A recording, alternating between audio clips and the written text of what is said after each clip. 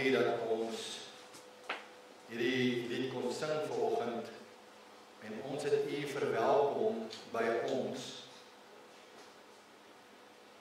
Nie dat ons eers u moet verwelkom dat u by ons moet wees nie, maar dit is eintlik net 'n verklaring, Here, dat ons afhanklik is van u. En ons het gesing, Holy Spirit, you are welcome here, come flood this place with your atmosphere. Here, ons weet ook dat u vir ons sê in die woord, dat nadat die Heilige Gees uitgestort is op Pinksterdag, het daar 'n nuwe tydperk aangebreek en die kerklike dispensasie of die Heilige Gees dispensasie het aangebreek en Here, nou in hierdie tydperk wat die Heilige Gees dan het ons die voorreg het dat u Gees in ons kan woon, fisies in mense kan wees, wil ek bid dat u ook vanoggend hier teenwoordig sal wees. En ons weet ook, Here, dat as u Gees in elke kind van u woon en waar u kinders dan met mekaar kom, is u Gees teenwoordig. En ons vir u dankie sê dat u hier kan wees deur die inwoning van u Gees.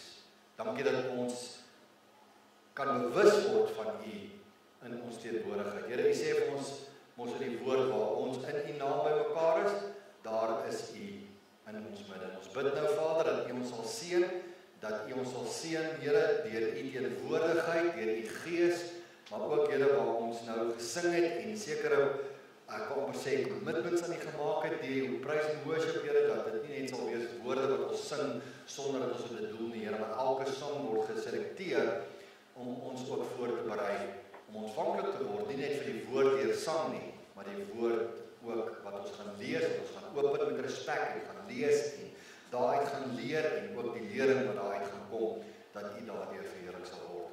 Dankie vir elke persoon wat u is. Ons bid vir baie van ons lidmate, omdat dit skoolvakansie is daar baie mense wat op die paaie is, mense wat 'n bietjie afvat of wat familie gaan kuier of iewers heen is.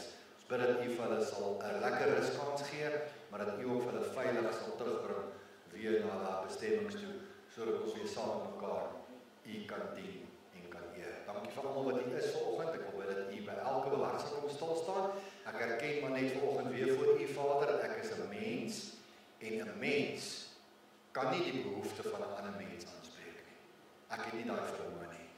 Maar deur die Gees wat deur my werk, kan u Heilige Gees elke behoefte aanspreek.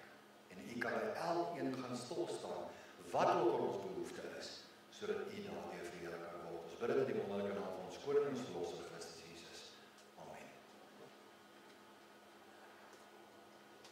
Ons is nou besig om stelselmatig deur die boek Rigters te beweeg. En ons is vanoggend by 'n gedeelte wat ek koppel aan die woorde, pas op wat jy beloof. Nou, as mens dink aan Rigters, ons almal dink dadelik aan Samson en jy dink dadelik aan Gideon, of jy sal van hierdie bekende rigters, Deborah, Barak en wat ook al. Maar dan is daar 'n paar van die kleiner is wat ons nou al bietjie by stil gestaan het. So 'n week of wat terug het ons gepraat oor Joel, Tola en Jaar. Ons het al gepraat oor Samgar en Ehud en mense is nogal verbaas oor dit wat 'n mens in die boek Rigters kan kry. Nou, volgende gaan ek 'n bietjie met jou praat oor Jefta. Maar ek gaan Jefta gebruik as my vertrekspunt. Maar voor ek by Jefta gaan kom, hou die hele tyd vandag, as ek met jou gesels, die ding in gedagte, pas op wat jy beloof. Kyk, want dit is eintlik vir my dit wat ek uit Jefta se lewe uithaal, behalwe baie ander dinge wat mense uit Jefta se lewe kan uithaal. Dis eintlik 'n mens met soveel sif, dat jy daar soveel preek oor elke rigting. Maar kom ons konsentreer vanoggend net op beloof, pas op wat jy beloof. Nou, is daar 'n verskil om iets te beloof of om 'n gelofte te maak en so nou ons tradisioneel tot ons nou maar groot geword, 'n gelofte is iets wat jy aan God maak en 'n belofte is iets wat jy aan mense maak. Dis maar die algemene, ek sou net sê tyd wat ons almal nog mee groot geword het en so. Nou, vir my is 'n belofte is baie belangrik. My ma het ons op 'n manier groot gemaak as kinders, alhoewel julle dit nou nie so glo nie, 'n bietjie met maniere. Maar sy het altyd vir ons geleer, as jy beloof, vra 'n bietjie my sussie ook, wat hier so nou vanoggend is. As jy sê ek beloof, dan is dit soos in jy kan nie omdraai nie. Dit is soos in, dis soos sy ons uitgevang het. Ook. As jy vir haar Wollaar storie verspin oor hoe kom die venster gebreek het of hoe kom die kat aan die brand is of wat ook al. Daar's 'n hele storie oor die hark, die kat met die hark in die rug en alles, maar ek gaan nie nou vandag met julle deel nie. Maar ons was baie gepleased en explain het, en wanneer ons, en dit was nie as prins nie, die diereliefhebbers, dit was raar. Ons, okay. Wat is dit wanneer jy beloof? Partykeer wil ek 'n punt maak, partykeer sal mense in 'n situasie kom waar hulle amper hulle eerlikheid wil bewys. As jy met iemand praat en die ou glo jy nie, kan sien jy die ou het vraagtekens op sy gesig, dan gaan jy baie maklik oor na die ding van, man ek sweer is waar. Of ek beloof jou is waar, of dan sal mense partykeer goed is intrek, soos ja, ek sweer op my ma se lewe en wat ek al en so, ek is versigtig as ek goed is, dit kom ek sê, pas op wat jy beloof en pas op vir beloftes, dit is nogal vir my iets wat ek nogal, wat is, as jy kyk na wat is, kom ek kyk gou eers, wat is, ek dink kom ons begin by die begin, wat is Jesus se opinie oor beloftes? En ek dink as ou daar kan begin in die Nuwe Testament, en in ons rigtersreeks volg ons nou maar, en ons gaan so by verskillende rigters stil staan, maar kom ons gaan gou by, Jesus is besig met sy bergpreek in Matteus 5, en hy is besig om iets te sê, en hy sê, maar ek sê vir julle, hoor gou hierso, sweer hoegenaamd nie by die hemel nie, omdat dit die troon van God is. Ekskuus, maar as iemand sê ek sweer voor die Here, dit Jesus sê Jesus ons moet nie dit nie. Kyk. So ook nie by die aarde nie. So wees versigtig as jy beloftes maak. Omdat dit die voetbank van sy voete is. Ook nie by Jerusalem nie. Omdat dit die stad is van die groot koning. Kyk, dan sê hy, ook by jou hoof mag jy nie sweer nie, omdat jy nie een haar wit of swart kan maak nie. Maar, en hier is Jesus se oplossing vir beloftes, vir mense wat sê, ek sweer, ek beloof, dis waar. Hy sê, maar laat julle woord wees, ja, ja, nee, nee. Want meer as dit, is uit die bose. Kyk, kom ons stop net eers daar. Kyk, so, ek as kind van die Here, ek wat Jesus bely as my verlosser en saligmaker. My lewe moet van so 'n aard wees, dat as ek vir jou sê, dit is so, dan moet dit so wees. Dis nie waar nie. My woord is my eer. In die jare terug, julle, is daar groot transaksies beklink tussen mense op 'n handshake. Sonder kontrakte. En as iemand gesê, maar hoe weet jy die ou die plaas aan jou verkoop en sê want hy het my hand geskit. En my woord is my eer. My woord is my woord. En dit wat Jesus sê, dat jou ja, ja wees en jou nee, nee. As ek sê nee, is dit nee. As ek sê ja, is dit ja. Okay. Nou, ons is mens. Ek weet ons almal het nou al leuns vertel. Is daar iemand wat nog nooit gejok het nie? Net sien. Okay, maar ons ook af. Okay. Alright. So, Salome het so toets wat sy met my doen. Salome toets my baie. Kom jy enige getroude man sal weet hoe dit voel, né? Jy word die hele tyd getoets. Okay. So, Salome se toets is gewoonlik as ek vir haar iets vertel. Want sy sê baie keer sy kan my oë sien. Ek is besig om haar been te trek. Want ek sal vir haar iets vertel as wat die waarheid is, dan check ek hoe gullible is sy. Né? En ek gaan nou nie uitbring nie. Maar hier is die beste een van almal nog ooit. Okay. So as my vrou my wil toets, dan sê sy vir my, beloof. Want sy weet. As sy vir my sê beloof, dan gaan ek vas sê, okay, nee. Hierdie was net 'n joke of nee, ek het nie regtig nie wat ek wil. So, jare terug koop sy van hierdie rolle Think Pink.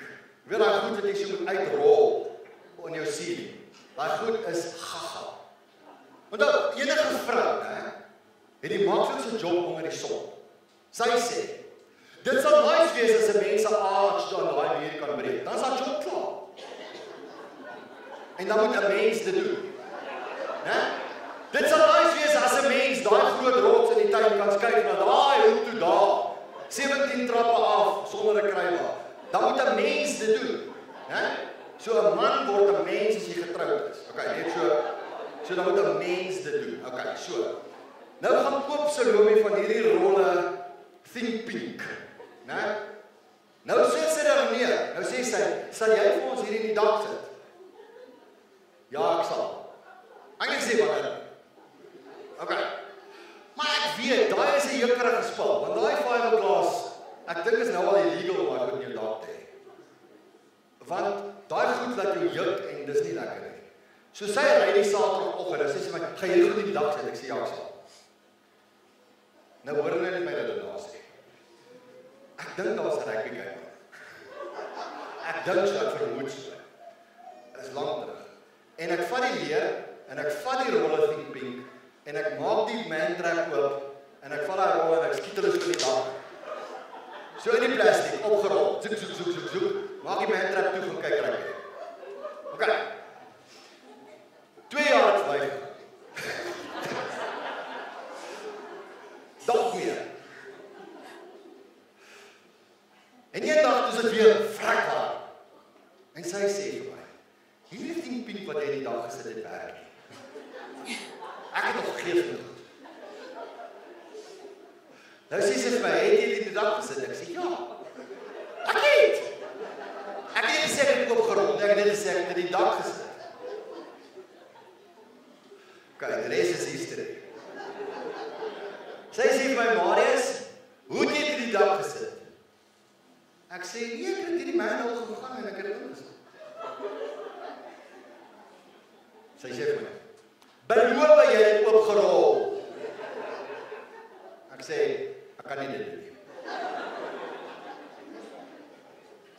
Kijk, so, needless to say, daai dag was dit vrek warm, ek was iets soos reg, letterlik iets soos, ek oordryf nie as ek sê, binne in daai dag het ek gemeet op 'n stadium, want ek verdog gaan dehydreer, was iets soos 45 grade Celsius in daai dag. Dit was in die hitte van my vrou kry warm en dan moet ek dit oplos.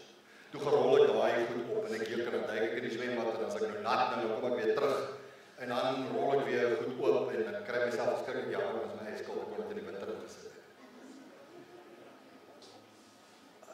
So pas op wat jy beloof. OK.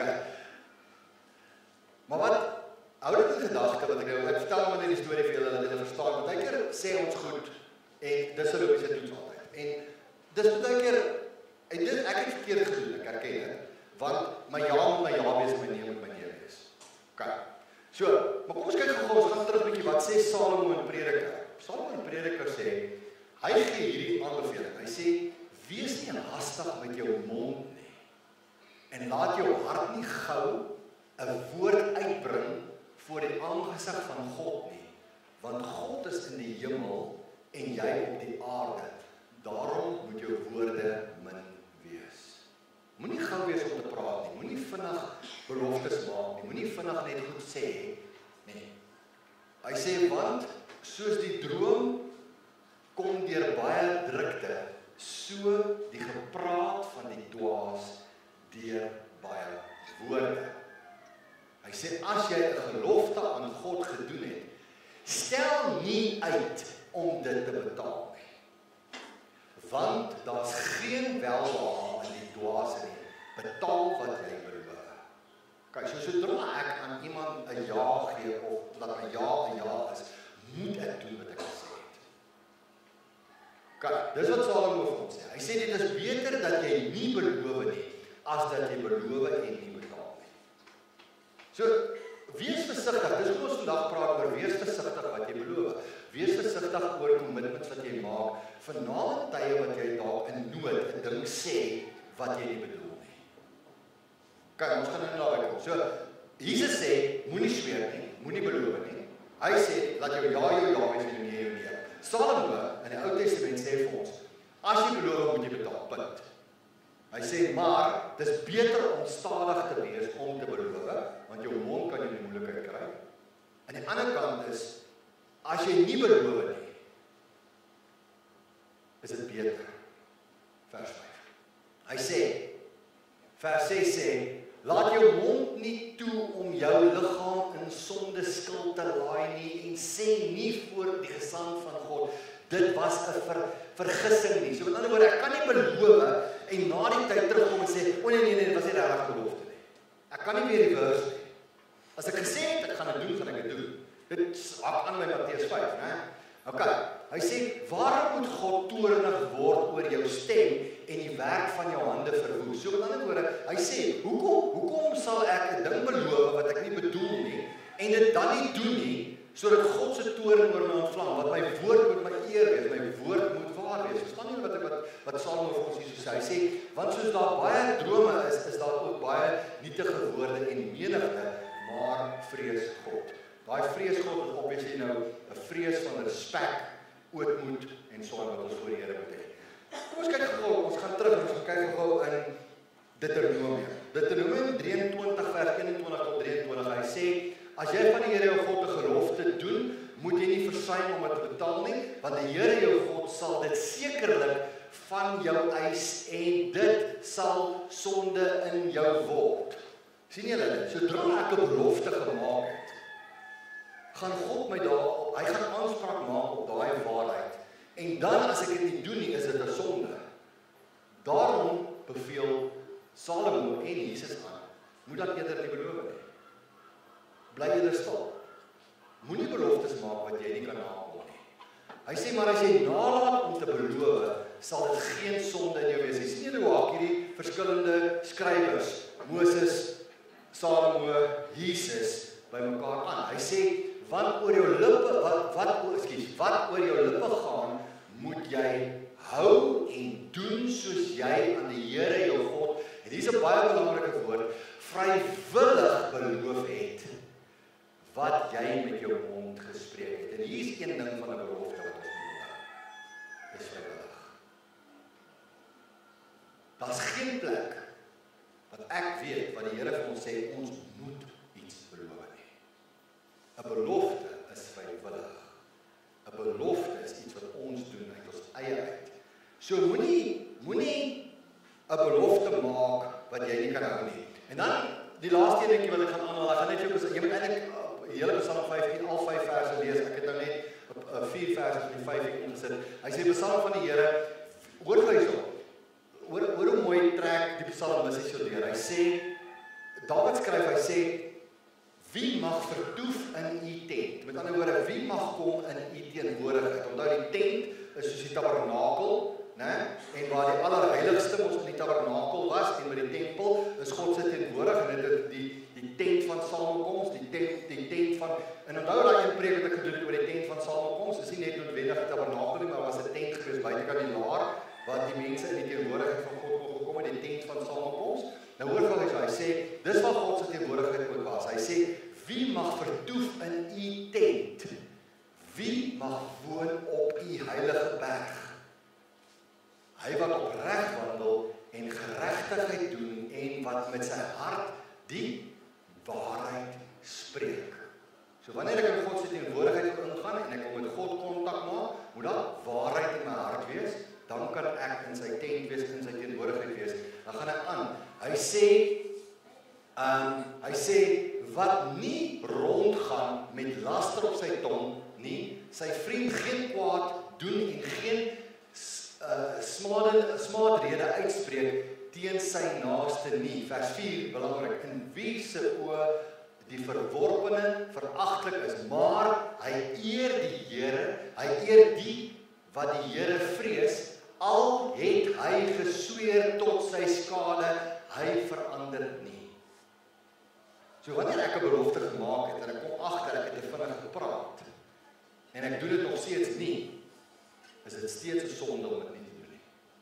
Om dit nie te voer, want ek het voor God beloof. Hy sê al het jy gesweer tot jou skade, moet jy dit deurvoer. Nou dit is 'n baie goeie inleiding vir my tot Jefta. As jy Rigters 11 en 12 gaan lees oor Jefta, gaan jy agterkom, dis presies wat hier gebeur het. Gaan lees die hele 11 en 12. Ek het nou nie kans om die hele Rigters 11 en 12 vir jou vanoggend te lees nie, maar ek doen jouself 'n guns, ek gaan lees die hele verhaal van Jefta. En ek wil sê die hartseer realiteit van die tydperk waarin Jefta gelewe het. Iets wat vir my uitgestaan het in hierdie gedeelte was gewees spesifiek in hierdie tyd, in Rigters 10 vers 13 en 14, sê die Here dat die toorn van die Here het oor hierdie Israeliete gekom. En die Here het op 'n stadium so, ek wou so kwaad geword vir sy mense, dat hy vir hulle gesê het, ek gaan julle nie help nie. Gaan lees 'n bietjie, dat God so op 'n punt kom, wat hy sê, weet jy wat, julle hou nog aan en aan, dan help ek julle, dan val julle, dan help ek julle, dan val julle, dan help ek julle, dan val julle. Julle wil net nie leer nie. Toe sê hy vir hulle, ek gaan julle oorgee aan die Ammoniete, en die Moabiete, en die Filistyne, en so aan, ek onttrek. Ek is klaar met julle. Jo, dit is, as jy daar moet kom, en dan vers 15, 13 en 14 lees ons, Rigters 10, 13 en 14 lees ons van die toorn van God, en dan weer in vers 15 en 16 sy genade, waar hulle dan hulle self verootmoedig vir hom, en vir hom sê, Here, ons is jammer, en hulle gooi al hierdie afgode uit, en wat ek hom dit buig vir hom, en dan kom die genade van God weer oor hulle. So, hierdie is amper die boodskap van Rigters, wat mense optel, en ek kan nie anders dan as om baie keer te dink aan ons volk, ek bedoel nie, ons is nie 'n uitgekore volk van God nie, ons is nie Israeliete nie, maar ons as Suid-Afrikaners, wat baie keer onsself as 'n Christelike volk, 'n Christelike nasie wil voordoen. Maar as mens kyk wat aangaan in ons land en hoe ons optree en hoe mense optree wat Christene is in aanhalingstekens, dan raak mense koud. En nou wonder, is ons nie maar op dieselfde pad nie. Nou, as jy net die agtergrond van Jefta gaan lees, hoe ons op hierdie punt gekom het wat Jefta hierdie belofte gemaak het, is Jefta was geroep deur God om 'n verskil te maak. Maar hy was, vers 1 van hoofstuk 11 sê alreeds, hy was dapper, maar hy was in die verkeerde bloedlyn, volgens die mense. Hy was 'n aangetroude of 'n stiefboetie. Sy pa het by 'n ander vrou vir Jefta gehad. En sy broers het hom eintlik uitgegooi en hom verwerp. Okay, en toe skop hom uit. Hy sê vir hom, jy kan nie erf nie, en dan jaag hom weg. En toe hulle nou moet oorlog gaan maak, langs door die kort, toe gaan haal hulle weer vir Jefta, want hy was dapper. En hulle sê vir hom, kom saam met ons, kom trek saam met ons op. Toe sê hy, maar kom moet julle my nou weggooi. Toe sê hulle, nee, jy kan ons generaal wees, jy kan nie hoof van die army wees, jy kan nie weet, en toe, dis nou 'n kwessie van hulle kry nou vir Jefta weer betrokke by hulle en alles. En dis toe hulle nodig gehad het. En dan is daar oor en weer onderhandelinge vir posisie en allerlei dinge, maar ek wil vir jou lees van vers 29 af. En ek wil jy moet gou saam met my nou in die verhaal in vers 29 optel. Hy sê, en ek let gou op by die eerste woorde, want dis by die belangrikste van die hele boodskap. Die heel eerste woorde van vers 29 sê, toe het die gees van die Here op Jefta gekom. Kyk, so iets wat in die Ou Testament min gebeur het, gebeur hier. Dat die gees van die Here op iemand kom. Onthou eers op Pinksterdag, volgens Joël se profetiese voorspelling, het die gees van die Here oor alle vlees uitgestort. In die Ou Testament was die gees van die Here vir sekere mense gegee en onttrek. En vir hulle gegee en onttrek. So Jefta was een van die ouens wat so bevoorreg was in die Ou Testamentiese bedeling, dat hy die gees van die Here oor hom gehad het. En nou moet jy dit in gedagte hou as jy vorentoe lees. Okay. So hy sê, die gees van die Here het Jefta gekom, en hy het opgetrek na Gilead en Manasse, en verder deur na Mispe en Gilead, en van Mispe en Gilead het hy deurgetrek met die kinders van Ammon, dis nou die Ammoniete, wat teen wie hy moes beklei. En Jefta het aan die Here 'n gelofte gedoen en gesê, as u waarlik die kinders van Ammon in my hand gee, hy sê, dan sal ek wat uitkom, wat uit die deure van my huis uitkom, my tegemoet, as ek in vrede terugkom van die kinders van Ammon, aan die Here behoort, en ek sal dit as 'n brandoffer bring. Hier maak hy 'n belofte. Volgens my, onnodig. Wat het vers 29 gesê? Die gees van die Here was reeds op hom. God het reeds sy beloftes vir hom gegee, en Jefta twyfel in God se woord, en hy maak 'n belofte wat hom deur te staan kom. Pas op wat jy beloof. Pas op wat die intensie, pas op om God se woord in twyfel te trek. God se teenwoordigheid in jou lewe in twyfel te trek. God se gees in twyfel te trek. God se vrug, God se gawes wat hy vir ons wil gee. Ons sit hierso in hierdie gemeente en in baie ander Christelike gemeentes wat daar kinders van die Here is, wat die gawes van die Gees van God het, wat ons nie die goed gebruik nie, of ons twyfel daarin, dat of ons regtig deur God gebruik kan word, en ek maak beloftes aan die Here soos 'n Jefta, wat onnodig is, want God se Gees is reeds op my of in my. Ek praat met jou kind van God, wat in jouself twyfel. En hier kom die hartseer gedeelte. Daarop het Jefta deurgetrek met die kinders van Ammon, en teen hulle te veg en die Here het in sy hand gegee. Nie as gevolg van die belofte nie, as gevolg van vers 29, omdat die Gees van die Here met hom was. Hy sê dat hulle verslaan van Aar af tot in die rigting van minne 20 stede en tot by Abel, Kirimim, 'n baie groot slag sodat die kinders van Ammon verneder is voor die kinders van Israel. En toe Jefta in Mispa by sy huis kom, gaan sy dogter juis uit om tegemoet met tamboeryne en oorlog. Sy dogter. Here, die eerste persoon wat moet gaan kom uit my huis uit. Gaan ek vir u offer. Hy het gehoop dis iets anders. Hy het gehoop dis 'n slaaf. Hy het gehoop dis 'n lam. Hy het gehoop dis 'n iets. Maar nie sy dogter nie. Hoor gou hierso. Hy sê dit was sy enigste kind. Geen seun of dogter buite hom gehad nie. En net toe haar sien, skeer hy sy klere en sê, ag, my dogter, jy druk my heeltemal neer, jy stort my in die ongeluk, want ek het my mond geopen teenoor die Here, en ek kan dit nie terugtrek nie. Dadelik kom die spyt. Dadelik kom die ding van, ek het opgetoffie. Was jy al daar? Jy al goed gesê, en dan na die ding, ek moes het nooit gesê het nie, ek wens ek kan dit terugtrek. Ek wens ek het dit nooit gesê nie. Pas op wat jy beloof. Pas op wat jy vir God sê. Pas op wat jy vir ander mense sê. Laat jou ja wees, jou nee. Maar ons leer eens hier uit, dat ons mekaar sê, as ek dan gesê het, ek sal dit doen, doen het. Rol maar die vriendpink uit. Doen wat jy gesê het wat jy moet doen. Ek kan dit nie terugtrek nie. En dan en sy antwoord om, hoor die kind se hart, sy antwoord om, sy sê, my Vader, as u mond geopen het teenoor die Here, maak met my soos dit met u mond uitgegaan het, nadat die Here u volkome wraak verskaf het op die vyande, op die kinders van Ammon. Verder het sy vir haar vader gesê, laat my tog toestaan word, dat ek 2 maande vry, dat ek kan weggaan en afdaal na die berge en my maagtelike staat beweeg, ek en my vriendinne. En hy het gesê, gaan. En hy het daar 2 maande lang laat gaan, en sy het toe weggegaan, met haar vriendinne en haar maagtelike staat op die berge beweeg. En aan die eind van die 2 maande, het sy na haar vader teruggekom, en hy die gelofte wat hy deur hom gedoen is, van haar voltrek. En sy het geen man beken nie, en dit het 'n gewoonte geword in Israel, dat die dogters van Israel jaar vir jaar heen gegaan het, om die dogter van Jefta, die Gileadite, te besing 4 dae in die jaar. Hartseer. Dit is hartseer dat ons baie keer in tye van nood beloftes aan God maak wat ons nie bedoel nie. Of beloftes aan God maak wat onnodig is. Pas op vir Here, as u my hier uit jou sal ek. Here, as u my ma genees, dan sal ek.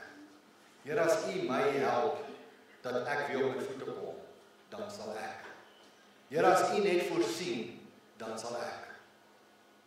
Is dit nie Jesus wat sê, ek kan hom net vra, en hy sal my gee nie?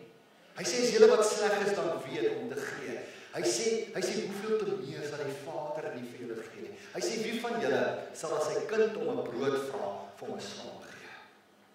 Wie van julle sal as sy kind om 'n vis vra, 'n slang gee, brood vra, 'n klip gee, en die tweede opgemix? OK, maar julle verstaan wat ek sê, hè? Brood, klip, vis, slang. Hoeveel te meer sal die Vader in die hemel vir julle gee? Met ander woorde, ek het nie nodig om te manipuleer deur 'n belofte nie. Pas op vir jou nuwejaars voornemens. Pas op om elke jaar Januarie te sê, Here, hierdie jaar gaan ek dit doen. Here, hierdie jaar gaan ek elke dag, ek beloof hierdie jaar, watch my, hierdie jaar. Here, ek beloof ek gaan hierdie jaar gaan ek dit doen. Here, ek beloof hierdie jaar gaan ek meer tyd in gebed spandeer. Begin net meer te bid. Begin meer die Here te dien. Beweeg nader aan hom sonder beloftes.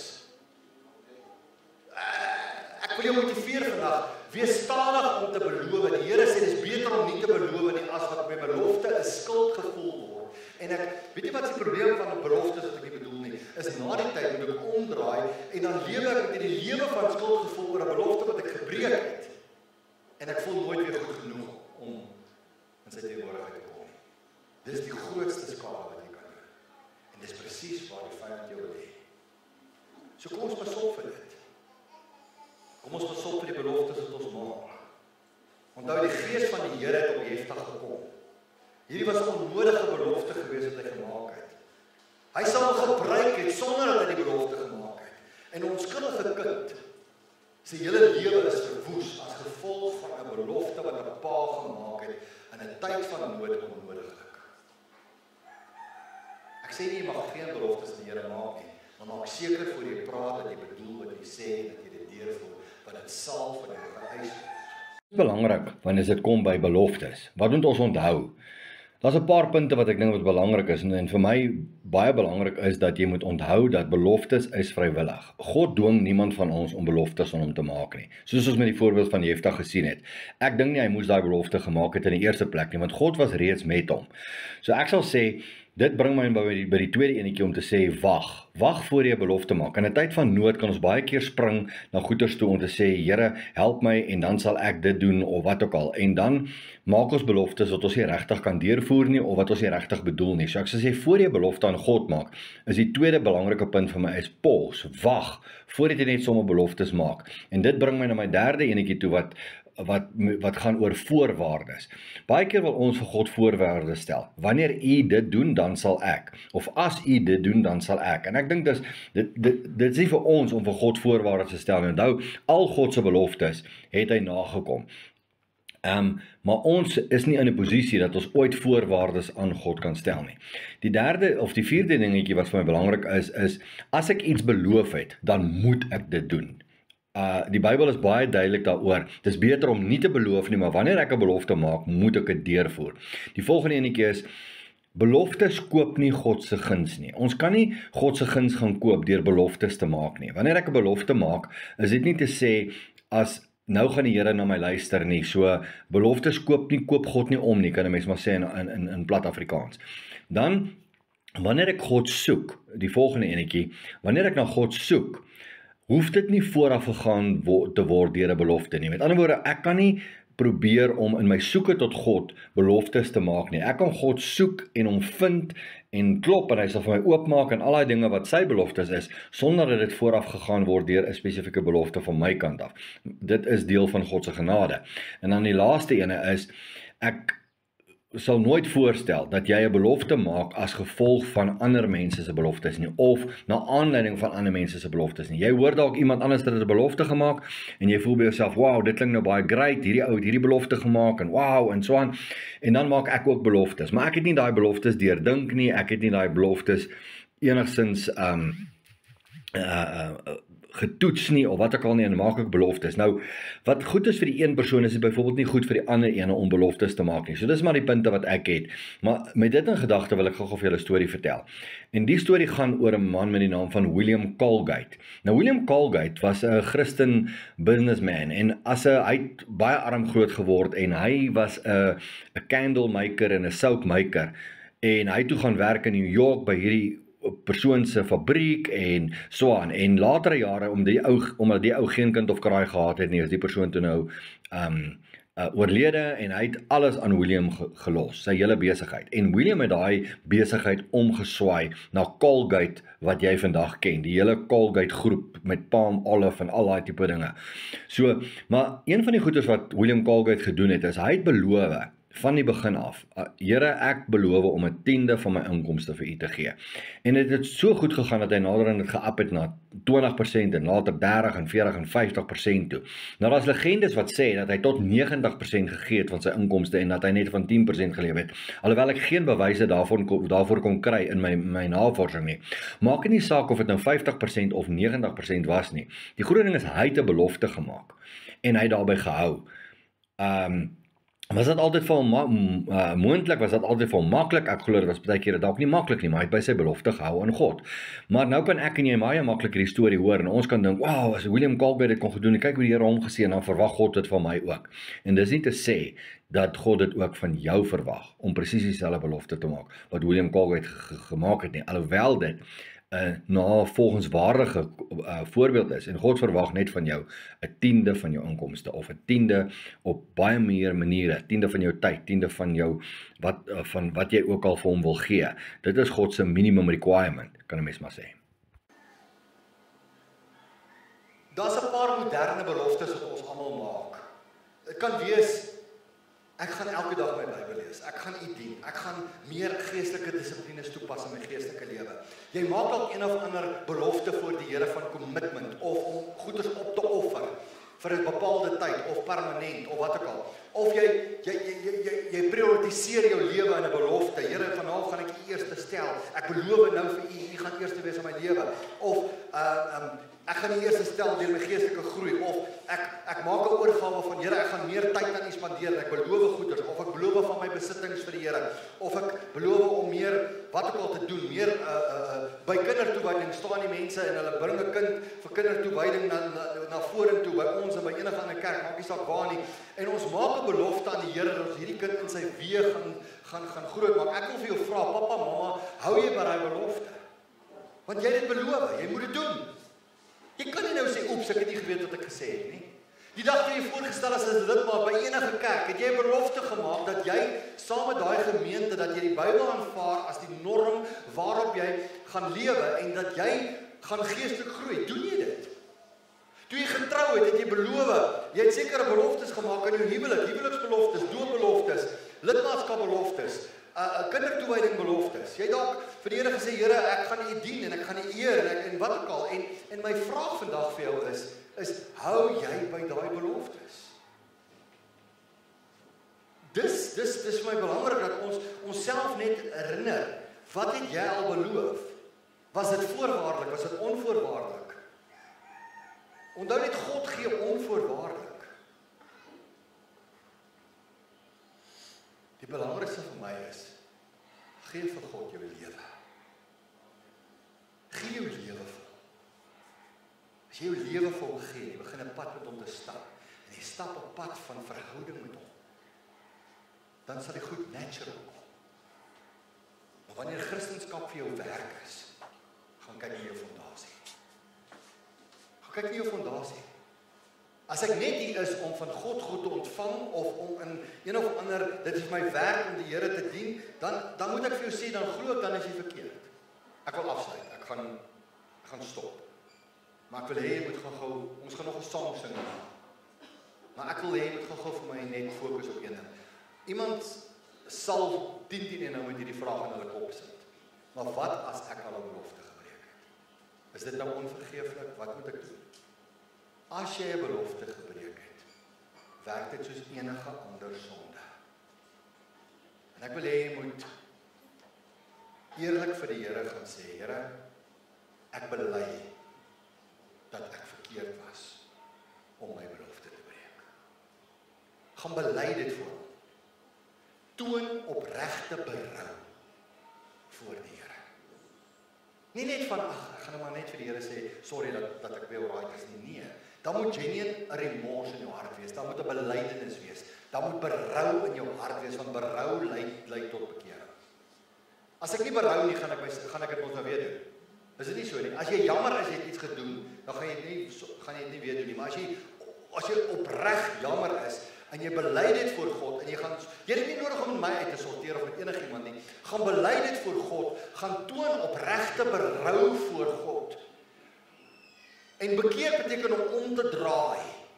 Dit is wat dit beteken. Draai weg van daai sonde af, om te draai 180 grade in 'n ander rigting, en dan weg te stap van daai belofte af. Want onder is nou onder die bloed van Jesus, jy het dit bely, jy het berou getoon, jy het hom gevra om dit vir jou skoon te maak, en stap weg daarvan, maar die belangrikste is, leer uit jou fout uit. Dis nie onvergeeflik nie. Maar ons moet nou nie 'n gewoonte misdadig word. Okay, want dis nou baie mense is nou, ja, maar dis nou maklik, jy kan nou net berou en bekeer, en wat ek al kan jy maar weer. Nee, dan is dit nie opregte berou nie. Dan is dit nie opregte bekering nie. Dan is dit nie opreg om opreg jammer te sê nie. Maar stap weg van daai skuldgevoel af, deur met God te gaan praat. Pas op wat jy beloof. En sê vir die Here, as die storms groot raak,